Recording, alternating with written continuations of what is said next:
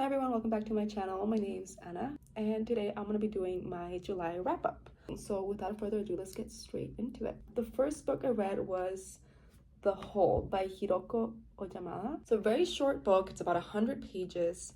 I read it on my trusty old Kindle. I got it off Etsy. I'll link it down below in case you're interested. They have like a few different editions. It's like a hardcover, and it's great. I love it. I'll put it up right here. It's translated literature from Japanese, translated by David Boy. I have struggled a little bit with Japanese translation in the past. It's really hit or miss. And this one sadly was a bit of a miss. I gave it a 2.5 star review. 2.5 star rating. I'll have my StoryGraph and my Goodreads link down below. Feel free to send a friend request. Let's be friends on Goodreads or StoryGraph. I'd love to see what you guys are reading. But yeah, this book was weird. It's like literary fiction mixed with magical realism. Super mysterious. Absolutely nothing happens. I was expecting so much more, sadly. As the story evolved, I was excited. I was like, this is going somewhere. It's gonna get weird. It's gonna get cool. Nothing happened. Nothing was resolved at the end. It makes no sense. It really makes no sense. Maybe I need to reread it. I don't know. If anyone here has read it and loved it, let me know. Do I need to reread it? Was I the problem? Was I just in a weird mindset when I was reading it? That could be the answer. The story is about this woman, and her husband just got a new job offer and they have to move due to it, which means she's gonna have to quit her job, and her plan is to maybe look for a new job after they've moved and settled down and everything. They're moving to his hometown. His parents have an extra house right beside theirs, and they're like, move in for free, you don't have to pay rent, you're gonna be able to save so much money, it's gonna be great. They move, the husband starts his job. He's a super absent husband, constantly on his phone. I thought that was gonna go somewhere because they don't have really a relationship. At the beginning, she's kind of excited to be a stay-at-home housewife for a bit. She's like, great, I'm gonna have so much free time. I can garden, I can do my little hobbies, I can go for walks and get to know the town. Maybe I'll look for a job. And then she does nothing. She walks around the town, which turns out to be a very eerie, weird town. The neighbors are weird. His family is very weird. So many unanswered questions. The book just keeps dropping mystery after mystery. It makes the reader feel very uneasy, but then nothing happens. So did I just not understand it? Am I the issue here? You let me know. Book number 2 was Burning Girls and Other Stories by Veronica. I am not even gonna attempt to pronounce her second name because I will butcher it, so I will put it right here. This was a collection of short stories. I gave it a 3-star rating. God, let me try and remember. There was some amazing stories in there. I think there was 3 or 4 that I absolutely loved, and then the rest were very forgettable. I think if I had just read the ones that I loved, it would have been a 5-star. Those were 5 stars. I love them, absolutely love them, would love to reread them. But yeah, the other ones were just not the best. And then book number 3 was Undercover by Tamsin. I'm also not going to pronounce her last name. I'm so sorry. I will put it right here. This is from the Into Shadow book series, only on Audible book series. And this is the 3rd book I've read in that book series, I'm pretty sure. And I think the last one I'll read. I only chose to read the ones that were by the authors that I already knew and I knew I would like. And this is the author of Gideon the Ninth, Hair the Ninth, Nona the Ninth, the Locked Tomb series. I've only read Gideon the Ninth, and I am desperate to read Hair the Ninth and Nona the Ninth, and I need to do it. I have the books. I need to do it. I just haven't done it yet. Just one of those things where you know you're gonna like them, so you're putting it off. Does that make sense? Does anyone else do that? But anyways, I read Undercover, or I listened to, as an audiobook, and I did really enjoy it. Why did I only give it 3 stars? Should have been 3.5. It was very short. It's a short story, short novella. I really liked it. It's a weird mix between, I guess it's sci-fi, sci-fi dystopian. The main character is an undercover cop who gets sent to work for this boss lady. She's basically the boss of there's different crime groups, or I don't know what they are. I think they're crime groups, and she's the boss. The main character gets sent to work for her as an undercover cop and discover what happened to the other cop that was the undercover cop beforehand, and also some insight on what the hell this boss lady is doing, because she's getting away with so many crimes that she shouldn't be. And in this dystopian sci-fi world, there are these versions of zombies. What are they described as? Ghouls. They're described as ghouls. Okay, there are these weird ghouls. It's basically a disease that can happen to any human. So any human can turn into a ghoul.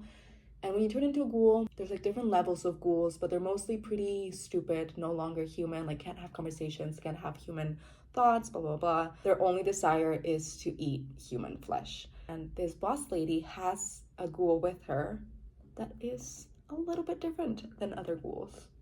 Maybe a bit smarter than other ghouls. So yeah, I'm just gonna leave it at that. I highly recommend it. I really enjoyed it. Book number 4, I'm losing track. The next book that I read was The Familiar by Leigh Bardugo. This, oh God, I had such high expectations for this book, and it was a major disappointment. I read this book with one of my best friends. We have like a little book club buddy read thing going on we do every month, and we were both so excited for this book because I love Leigh Bardugo. I read the Shadow and Bone trilogy. I read the Six of Crows duology. I really want to read Penthouse and Hellbent. I was like, okay, let's read her new book. It's a standalone fantasy. I love a good standalone. Low stakes, high expectations. I was like, I'm gonna love this book. I am sure of it. And I ended up giving it a 2.5. Coming from someone whose first language is Spanish to start with, the way that she implemented Spanish into the book was a bit weird, because the book is set in Spain. It's basically like a historical fantasy set in Spain in like the 1800s, at 1700s. I have no idea. I don't think it even says. It doesn't even say in the. Okay, anyways, it's like old Spain. And if the book is set in Spain, everyone in the book is from Spain, so they should all be technically speaking Spanish. So then she implements little bits of Spanish in there. The way the main character will call her employer, she'll call them like señor y señora y señorita, y they'll say like milagritos, and they'll say these things, and they have them in like parentheses as if it's a higher way of addressing someone, or like an important way of addressing someone. But if you speak Spanish, that's just like common, plain, normal language. I also don't know anything about the history of Spain at that time. The plot felt very misgiving. It was going in one direction, and then out of nowhere, the romance started. Completely out of nowhere. We did not get any interactions between the main character and her love interest for us to believe in the romance, for us to like root for the romance. I just really didn't like it. It also gave very much, am I the only one who thinks that this gave like Twilight vibes? Innocent young woman who's a virgin, has never had an experience with anyone before. She falls in love with this ancient, like hundreds and hundreds of years old, magical being guy who's mysterious, and he's dark, and he is so experienced, and he like teaches her. And I'm just like, ew. Are we really doing this again? An adult book. This is classified as adult fantasy. It felt very YA in that sense. The writing didn't really feel YA, and like the rest of the story didn't feel YA, but the romance felt like this was Twilight. This was like Twilight fanfiction. And I am so sick of all these books where young, innocent women who don't know better fall in love with the dark, mysterious guy, but it's their choice, and it makes them feel powerful. And I'm like, why is this dude who's hundreds of years old attracted to this young girl? They have nothing in common. Also, I don't want to give any spoilers if you want to read it. Like, I know a lot of people, it has mixed reviews, some people love it. What's the average rating on this? 3.93? Am I in the wrong here? Maybe it's a me issue again. I don't think this spoils anything. The love interest, he has gone through a lot of trauma. He has lived for hundreds and hundreds of years, and he has gone through a lot of physical trauma and psychological trauma. And for someone who has gone through that and never gone to therapy and never dealt with it, he should be a lot more fucked up. And that's not touched upon at all. The ending also pissed me off. But let's move on. The next book I read was Grief is the Thing with Feathers by Max Porter. This is also a short book, about 130 pages or so. I read this on Kindle as well as the familiar. They're both ebooks. And this is a bit of, again, magical realism, very reflective and very sad. It's a book about grief, and it personalizes grief as a, what's that bird? Those big black birds, as a crow. It personalizes grief as a crow, which I found really interesting and I did really enjoy. You are reading the book from a crow's point of view, and then it switches between crow's point of view and the father's point of view and the son's point of view. So it's a story about a family where the mother dies, leaving behind her husband and her two young sons. And it's just about the husband really having to battle with grief and the way that it manifests in his life, and also the way that it manifests in the kids' lives. And Crow, being this like personification of grief, becomes a sort of like babysitter and healer and like therapist for the family, but he's also like a trickster, and he's also a bit of like the villain in the story. It's really weird, but I did enjoy it. What did I give it? I gave it 2.75 just because there was something about the writing that threw me off and I wasn't able to fully connect with the characters. And maybe it was just the time in my life that I read it. I was expecting to feel a lot more touched, and I didn't. Anyways, the next book that I read was Things You May Find Hidden in My Ear, which are poems from Gasa by, I don't want to butcher his name. I want to put it right here. I am so sorry. I don't really feel comfortable giving memoirs or a lot of like nonfictions a rating, so I didn't give this one a rating, but I did absolutely, can I say it? Like, can you even say you love this book? It was devastating. The memoir and a collection of poetry. They're not really poetry. They're more like, well, is that a kind of poetry maybe? Like little like stanzas of writing. Beautifully written. I felt like I learned a lot, and yeah, I feel like everyone should read this book. I highly recommend. That was my elbow, if you could hear it. I'm sorry. I definitely recommend it, and I'm really glad I read it. Second to last book I read was Jade War, which is the second book in the Greenbone saga. I absolutely loved it. I cried like 4 times, which I wasn't expecting to. I read the first book at the beginning of the year with one of my best friends who we do like the little book club buddy reading thing with. It was our first book of the year that we read together, Jade City. And I'm not gonna lie, I struggled with Jade City. Emily Fox from Books with Emily Fox highly recommend this series. So I was hyped. I was excited. I went into it thinking I was gonna absolutely loved it. And I was a bit let down. I was like, Emily, I have trusted your taste and you've never let me down. What is going on? I'm so sorry, I take that back. She was right. And I cannot wait. I'm currently reading the third book, and then I'm gonna read the little novella prequels. I don't even know what to say about this. I don't want to spoil anything because it's the second book in the saga. I do want to say it took me about a third into the second book to love the characters and feel emotionally attached to them. They are slow paced. There is so much world building and political world building. To give like a brief summary, it's a urban fantasy set in a made up fantasy world where jade exists. And jade is this stone that grants its user, like if you have jade on your body, powers. Basically, it makes you more like a superhuman. Like you have you become stronger, you become faster, you become lighter, you get perception, so you're able to tell people's emotions and like people's intentions better. So you follow this clan. So where jade comes from, jade comes or originates from this one country in the world, this island, and it only appears on that island.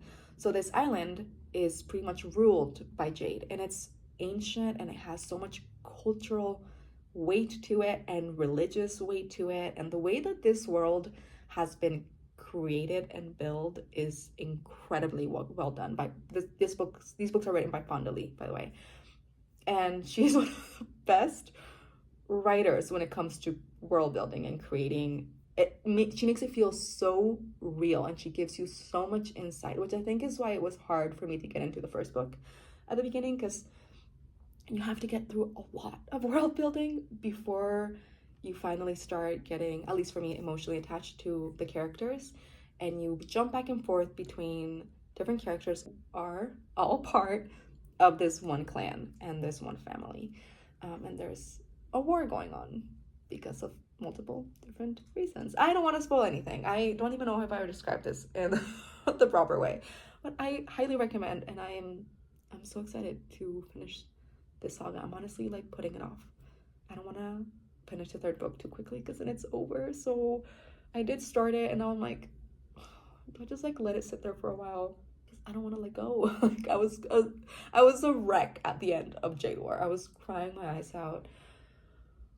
This book really just knows how to kill off certain characters that like hurt. It hurts. Okay. The last book that I read is, and I read this last night, July 31st. Time is a Mother by Ocean Vuong. This is my first book by him. Oh, I have it right here actually. Time is a Mother by Ocean Vuong. I absolutely loved it. I got this on a book sale yesterday, a random ass book sale. I had to go do adult boring stuff at the bank, and at the mall, the closest bank is at the mall. I walked out of the bank and realized that La Librería Internacional, which is like our version of like Barnes or Nobles or Indigo bookstore, like our version of, what's the one called? What's the one in the UK that everybody talks about? Waterstones? Is that a bookstore? Am I making that up? Basically, it's our version of like the biggest bookstore that we have in Costa Rica. Costa Rica. The biggest bookstore that we have in Costa Rica. Is it all Central America, or are they just in Costa Rica? I don't know. I think it might be Central America because it's the Librería Internacional. I'll put it right here. Editing me will figure it out.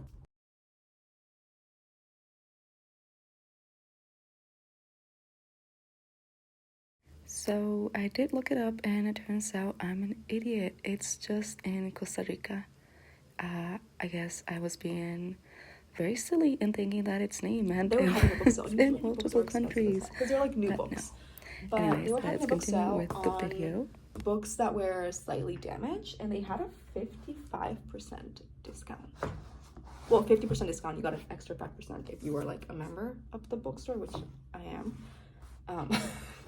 So I got 3 new books, which I'm super excited about. But one of them was Time is Mother by Ocean Vuong. This is the first book that I've read by him. I've been meaning to read On Earth We're Briefly Gorgeous and Night Sky and Open Wounds or something like that. His other 2 poetry collections. But they had this one. So, and it's originally $17 US, and I got it for like, I'm trying to do the math between colones and dollars. $8, $9, around that. So I think that was a great deal. I was like, oh, I'm just gonna read a couple little poems before going to bed. Can you see my under eye circles? Yeah.